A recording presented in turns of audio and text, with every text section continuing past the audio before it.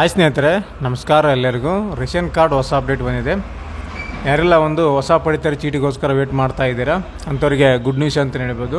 ಮುಖ್ಯಸ್ಥರ ಬದಲಾವಣೆ. ಹೊಸ ಒಂದು ಪಡಿತರ ಚೀಟಿಗೆ ಆನ್ಲೈನ್ ಮುಖಾಂತರ ಅರ್ಜಿಯನ್ನು ಆಹ್ವಾನಿಸಲಾಗಿದೆ. ನಿನ್ನೆ ಮತ್ತು ಇವತ್ತು 2 ದಿನ ಅವಕಾಶನ ಕೊಟ್ಟಿದ್ದಾರೆ. ಮಧ್ಯಾಹ್ನ 1 ಗಂಟೆಯಿಂದ ನಿಮಗೆ 4 ಗಂಟೆವರೆಗೂ ಟೈಮ್ ಇದೆ. 1 ಗಂಟೆಯಿಂದ 4 ಗಂಟೆ ಅಂತ ಹೇಳ್ತಾರೆ, ಬಟ್ ಅದು 3 ಗಂಟೆವರೆಗೂ ಮಾತ್ರ ವರ್ಕ್ ಆಗುತ್ತೆ. ನೀವು ಆದಷ್ಟು ಬೇಗ ಹೋಗಿ ನೀವು ಹತ್ತಿರದ ಗ್ರಾಮವನ್ನಾಗಿರ್ಬೋದು, ಬೆಂಗಳೂರನ್ನಾಗಿರ್ಬೋದು, ಕರ್ನಾಟಕ ಒಂದು ಕೇಂದ್ರಕ್ಕೆ ಹೋಗಿ ಹೊಸ ಒಂದು ರೇಷನ್ ಕಾರ್ಡಿಗೆ ಅರ್ಜಿಯನ್ನು ಸಲ್ಲಿಸ್ಕೋಬೋದು. ಯಾಕೆಂದರೆ ಸೀಮಿತ ಅವಧಿ ಕೊಟ್ಟಿದ್ದಾರೆ.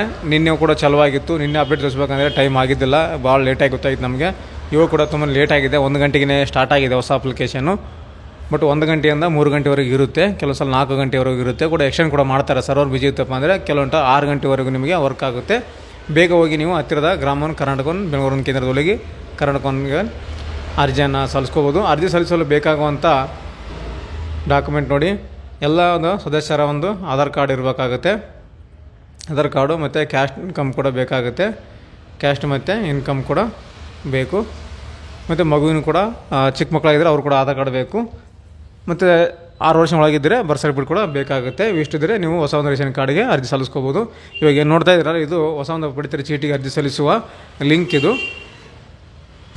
ಯಾಕೆಂದರೆ ನಿಮಗೆ ಲೈವ್ ಆಗಿ ತೋರಿಸ್ಬೇಕಲ್ಲ, ಸೊ ಹಾಗಾಗಿ ಒಂದು ಲಿಂಕನ್ನು ಓಪನ್ ಮಾಡ್ಕೊಂಡು ನಿಮಗೆ ತೋರಿಸ್ತಾ ಇದ್ದೀನಿ. ಹೊಸ ಒಂದು ಪಡಿತರ ಚೀಟಿಗೆ ಅರ್ಜಿ ಆಹ್ವಾನ ಆಗಿರೋ ಬಗ್ಗೆ ನಿಮ್ಗೆ ತೋರಿಸ್ತಾ ಇದೆ. ಇದು ಕೇವಲ ಮಂತ್ರ ಡಿವೈಸ್ನಲ್ಲಿ ಮಾತ್ರ ವರ್ಕ್ ಆಗ್ತಾ ಇದೆ. ಸೆಕ್ಯುಜನ್ನು, ಇನ್ನಿತರ ಸ್ಟಾಟೆಕ್ಕು, ಇನ್ನಿತರ ಬೇರೆ ಬೇರೆ ಡಿವೈಸ್ನಲ್ಲಿ ವರ್ಕ್ ಆಗ್ತಾ ಇಲ್ಲ.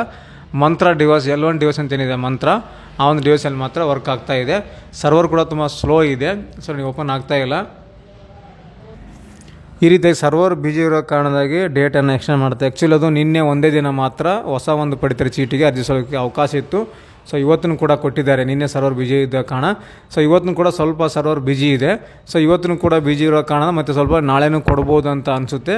ಆದಷ್ಟು ಬೇಗ ಹೋಗಿ ನೀವು ನಿಮ್ಮ ಹತ್ತಿರದ ಗ್ರಾಮವನ್ನು ಕರ್ನಾಟಕ ಒಂದು ಕೇಂದ್ರಕ್ಕೆ ಭೇಟಿ ನೀಡಿ ಅರ್ಜಿಯನ್ನು ಸಲ್ಲಿಸ್ಕೊಳ್ಳಿ. ಯಾಕೆಂದರೆ ಲಿಮಿಟೆಡ್ ಅವಧಿ ಇರುತ್ತಿದ್ದು.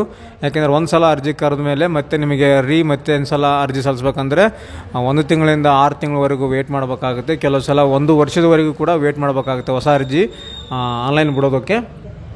ಹಾಗಾಗಿ ಬೇಗ ಹೋಗಿ ನೀವು ಅರ್ಜಿಯನ್ನು ಸಲ್ಲಿಸ್ಕೊಳ್ಳಿ. ನೋಡಿ, ಓಪನ್ ಮಾಡ್ತಾ ಇದ್ದೀನಿ ಮೊಬೈಲಲ್ಲೇ ಲೈವ್ ಆಗಿ ತೋರಿಸೋಕ್ಕೋಸ್ಕರ.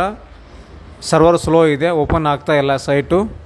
ಹಾಗಾಗಿ ಸಾಯಂಕಾಲ 4ರಿಂದ 5ವರೆಗೂ ಇರುತ್ತೆ. ಸೊ ನೋಡಿ, ಇವಾಗ ಓಪನ್ ಆಗಿದೆ. ತೋರಿಸ್ತಾ ಇದೆ ನೋಡಿ, ಹೊಸ ಪಡಿತರ ಚೀಟಿ, ಉಳಿಸಲಾದ ಅರ್ಜಿ ಮತ್ತು ಅರ್ಜಿಯನ್ನು ಹಿಂಪಡೆಯಲು ತೋರಿಸ್ತಾ ಇದೆ. ಮತ್ತು ಇಲ್ಲಿ ಅಪ್ಲಿಕೇಶನ್ ಫೈಲಿಂಗನ್ನು 1/3/25ರಿಂದ 31/3ವರೆಗೆ 10 AM ಇಂದ 5 PM ನಡುವೆ ಸಕ್ರಿಯಗೊಳಿಸಲಾಗಿದೆ ಅಂತ ಕೊಟ್ಟಿದ್ದಾರೆ. ಸೊ ಇಲ್ಲಿ ಈ ಶ್ರಮ ಕಾರ್ಡು ಅಪ್ಲಿಕೇಶನ್ ಫೈಲಿಂಗ್ ಅಂತ ಕೊಟ್ಟಿದ್ದಾರೆ. ಈ ಶ್ರಮ ಅಪ್ಲಿಕೇಶನ್ ಮುಖಾಂತರ ಅರ್ಜಿ ಸಲ್ಲಿಸೋರಾಗಿದ್ದರೆ 1/3/25ರಿಂದ 31/3ವರೆಗೆ ಅರ್ಜಿಯನ್ನು ಸಲ್ಲಿಸ್ಕೋಬೋದು ಅಂತ ಕೊಟ್ಟಿದ್ದಾರೆ. ಬೆಳಗ್ಗೆ 10 ಗಂಟೆಯಿಂದ 5 ಗಂಟೆವರೆಗೆ ಅಂತ ಕೊಟ್ಟಿದ್ದಾರೆ. PVTG ಅಪ್ಲಿಕೇಶನ್ ಫೈಲಿಂಗ್ ಅಂತ ಕೊಟ್ಟಿದ್ದಾರೆ. ಕೆಲವೊಂದು ಡೇಟನ್ನು ಕೊಟ್ಟಿದ್ದಾರೆ. ಯಾವೆಲ್ಲ ಒಂದು ಹೊಸ ಅಪ್ಲಿಕೇಶನ್ಗಳು ಎಲ್ಲಿಂದ ಎಲ್ಲಿವರೆಗೆ ಇರುತ್ತೆ ಅಂತ ಇಲ್ಲಿ ಸ್ಪಷ್ಟವಾಗಿ ಕೊಟ್ಟಿದ್ದಾರೆ. ಸೊ ಈ ರೀತಿಯಾಗಿ ತೋರಿಸ್ತಾ ಇದೆ. ಮತ್ತು ಇಲ್ಲಿ ಜನರಲ್ ಅಪ್ಲಿಕೇಶನ್ ತೋರಿಸ್ತಾ ನೋಡಿ, ಜನರಲ್ ಅಪ್ಲಿಕೇಶನ್ ಫೈಲಿಂಗು ಇದು 6/3/25 ಅಂದರೆ ಇವತ್ತು 6/3/25 ಮತ್ತು 6/3/20 ಬೆಳಗ್ಗೆ 1 PM ಇಂದ 3 PM ಅಂತ ಕೊಟ್ಟಿದ್ದಾರೆ. ಆವಾಗಲೇ ಹೇಳಿದೆ ನಿಮಗೆ ಇವತ್ತಿನ ದಿನಾಂಕ 1 ಗಂಟೆಯಿಂದ 3 ಗಂಟೆವರೆಗೂ ಅಂತ ಕೊಟ್ಟಿದ್ದಾರೆ. ಸೊ ಇವತ್ತಿನ ದಿನಾಂಕದ ಅಪ್ಡೇಟ್ ಏನಿದೆಪ್ಪ ಅಂದರೆ 1 ಗಂಟೆಯಿಂದ 3 ಗಂಟೆ ಅಂತ ಕೊಟ್ಟಿದ್ದಾರೆ. ಸರ್ವರ್ ಬಿಜಿ ಇರೋ ಕಾರಣ ಕೆಲವೊಂದು ಸಲ 4-5 ತನಕ ಕೂಡ ಹೋಗುತ್ತೆ. ಸೊ ಟ್ರೈ ಮಾಡಿ. ಇದಿಷ್ಟು ನಿಮಗೆ ಲೈವ್ ಆಗಿ ತೋರಿಸಿದ್ದೆ ನಾನು. ಯಾವ್ಯಾವ ದಿನಾಂಕಗಳು ನಿಮಗೆ ಅಲ್ಲಿ ಏನೆಲ್ಲ ಕೊಟ್ಟಿದ್ದಾರೆ ಅಂತ ಹೇಳಿದ್ದೀನಿ. ಸೊ ಈ ಒಂದು ಮಾಹಿತಿ ನಿಮಗೆ ಉಪಯುಕ್ತ ಆಗಿದೆ ಅಂತ ಅಂದ್ಕೊತೀನಿ. ಇದೇ ರಿಲೇಟೆಡ್ ಆಗಿ ಏನಾದರೂ ಡೌಟ್ಸ್ಗಳಿದ್ದರೆ ಕಮೆಂಟ್ ಮಾಡಿ, ಕಮೆಂಟಲ್ಲಿ ಉತ್ತರ ಕೊಡ್ತೀನಿ. ಹಾಗೂ ಡಿಸ್ಕ್ರಿಪ್ಷನಲ್ಲಿ ಕೂಡ ಈ ಒಂದು ಮಾಹಿತಿಯನ್ನು ಏನು ಸ್ಲೈಡ್ಸ್ಲು ಆಗ್ತಾ ಇದೆಯಲ್ಲ, ಡೇಟುಗಳು ಹೊಸ ಒಂದು ಪಡಿತರ ಚೀಟಿಗೆ ಅರ್ಜಿ ಸಲ್ಲಿಸೋಕ್ಕೆ, ಅದನ್ನು ಕೂಡ ನಿಮಗೆ ಡಿಸ್ಕ್ರಿಪ್ಷನಲ್ಲಿ ಕೂಡ ಹಾಕಿರ್ತೀನಿ. ಹೆಚ್ಚಿನ ಮಾಹಿತಿಯನ್ನು ನೋಡ್ಕೊಳ್ಳಿ.